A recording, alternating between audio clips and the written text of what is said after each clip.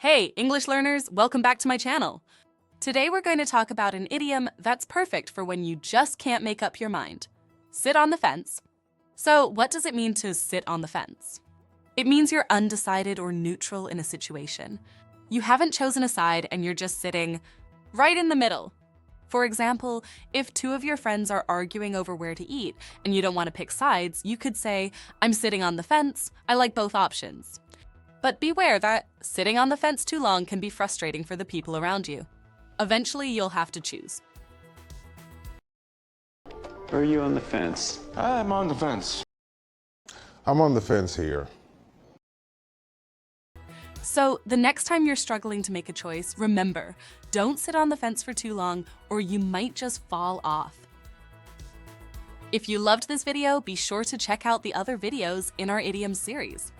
We've got tons of interesting content that'll help you sound like a native speaker in no time.